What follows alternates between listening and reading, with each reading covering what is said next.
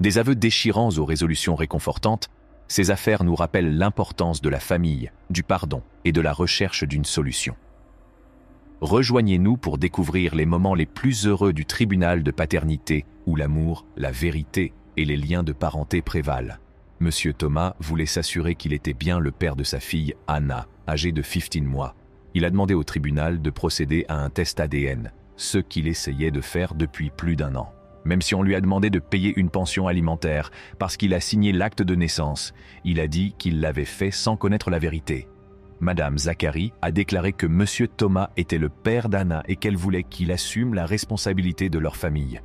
La situation s'est compliquée car ils se sont séparés vers le mois de juillet. Monsieur Thomas n'était pas d'accord avec la chronologie donnée par Madame Zachary concernant la conception d'Anna. Madame Zachary a dit à Monsieur Thomas qu'elle était enceinte et lui a montré des preuves telles que des tests de grossesse et des documents médicaux. Mais Monsieur Thomas n'était pas sûr et avait des doutes sur la date. Il pensait que Anna avait peut-être été conçue en août, alors qu'ils essayaient d'arranger leur relation. Le tribunal les a écoutés débattre et a décidé de procéder à un test de paternité pour résoudre le problème. Ils ont demandé à Monsieur Thomas et à Madame Zachary de faire le test et ont attendu les résultats. Après avoir reçu les résultats du test ADN, le tribunal s'est à nouveau réuni. L'annonce des résultats a déclenché des explosions d'émotions. Le tribunal a révélé que Monsieur Thomas était effectivement le père biologique de la petite Anna, âgée de 15 mois. La nouvelle a été accueillie avec un mélange de soulagement et de joie, reflétant l'intensité des émotions suscitées par cette affaire. La décision du tribunal a permis de résoudre le conflit de paternité et de clarifier la situation pour Monsieur Thomas et Madame Zachary. L'affaire a souligné l'importance des preuves scientifiques dans le règlement des questions de paternité et a mis en évidence le poids émotionnel que de tels litiges peuvent avoir sur les familles. Monsieur Brooks est arrivé au tribunal déterminé à établir son lien biologique avec le fils de 18 ans de MLL Goulet, Monsieur MacDonald. Malgré les incessantes suggestions contraires de Madame Goulet, Monsieur Brooks était résolu à prouver sa paternité. Mademoiselle Goulet avait été convoquée au tribunal de paternité pour répondre à l'incertitude entourant la paternité de Monsieur MacDonald. Elle a admis avoir été infidèle dans le passé, ce qui a fait naître des doutes quant à la paternité de Monsieur Brooks. Les deux parties cherchaient des réponses, surtout après avoir récemment repris contact avec Monsieur MacDonald, dont Mademoiselle Goulet avait perdu la garde alors qu'il n'avait qu'1 an. Monsieur Brooks croyait fermement en sa paternité et se souvenait parfaitement du jour de la naissance de Monsieur MacDonald. Il a raconté qu'il était présent à l'hôpital, qu'il avait assisté à la venue au monde de son fils et qu'il avait accepté son rôle de père à partir de ce moment précis. Cependant, leurs récits divergent considérablement. Mademoiselle Goulet a reconnu avoir eu une relation de 10 ans avec Monsieur Brooks. Monsieur Fisher est entré dans la salle d'audience en cherchant à savoir si la petite fille dont il s'occupait était biologiquement la sienne ou l'enfant de l'homme avec lequel sa fiancée, Mademoiselle Doyle, l'avait trompé.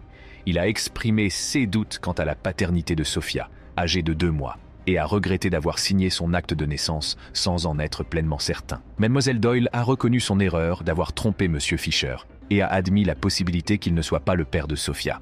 Elle espère que Monsieur Fisher s'avérera être le père biologique, soulignant son amour pour lui et pour leur fille. Le témoignage émouvant de Monsieur Fisher a fait pleurer les personnes présentes à la cour. Il a professé son amour profond pour Miss Doyle et Sophia, même s'il s'est senti trahi par la tromperie. Il a raconté le jour où ils ont découvert la grossesse et la joie qu'il a ressentie au début. Il a décrit sa présence à la naissance de Sophia, croyant qu'il était son père, et a exprimé la douleur qu'il a ressentie en apprenant la vérité. Il a admis que la situation le hantait, mais que son amour pour eux deux lui permettait de tenir bon. Miss Doyle a fait part de ses remords pour ses actes et de sa culpabilité de ne pas avoir avoué plus tôt. Elle a reconnu son erreur et a souhaité pouvoir la réparer. Elle a expliqué que le poids de la culpabilité l'avait rongée et a présenté ses excuses les plus sincères à Monsieur Fisher. Dans un moment émouvant, Monsieur Fisher a pardonné à Miss Doyle et lui a assuré qu'elle n'avait plus besoin de se sentir coupable. Il a déclaré son amour pour Sophia, quels que soient les résultats du test ADN, et a réaffirmé son engagement envers Miss Doyle en tant qu'épouse.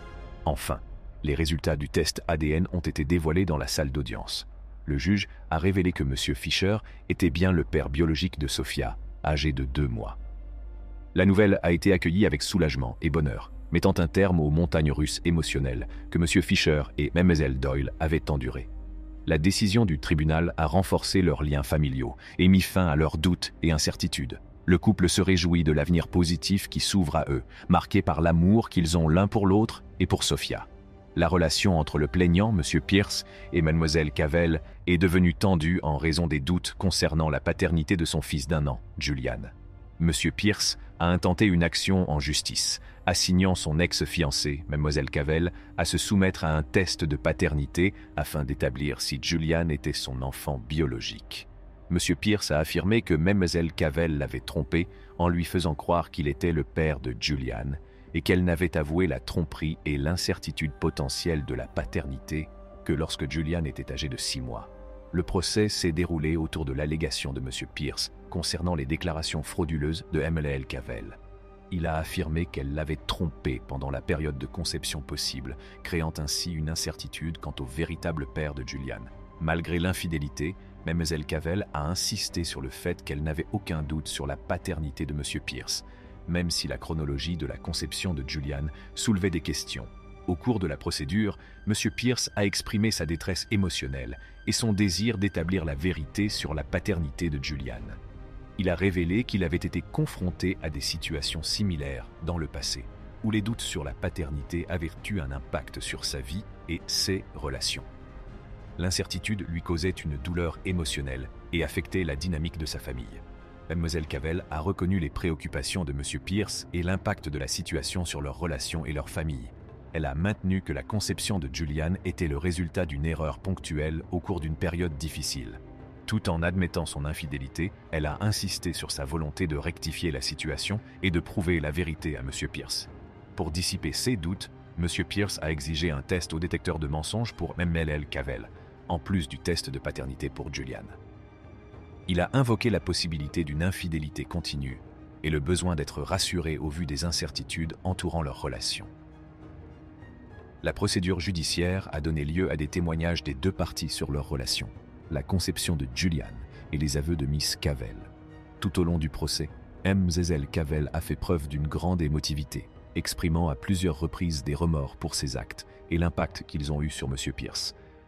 La résolution de l'affaire dépendait des résultats des diagnostics ADN et des tests au détecteur de mensonges. Le tribunal a révélé que M. Pierce était bien le père biologique de Julian, confirmant ainsi sa paternité. Les tests au détecteur de mensonges ont également confirmé les déclarations de Mlle Cavell concernant ses actes pendant leur relation. Les résultats du diagnostic ADN associés aux tests au détecteur de mensonges ont permis de clore l'affaire et de clarifier la situation pour les deux parties concernées. Ce procès a mis en lumière la complexité des relations humaines, les conséquences de l'infidélité et le rôle des preuves scientifiques dans l'établissement de la paternité. Faites-nous part de votre avis dans la section des commentaires ci-dessous et abonnez-vous à notre chaîne pour d'autres vidéos de ce type.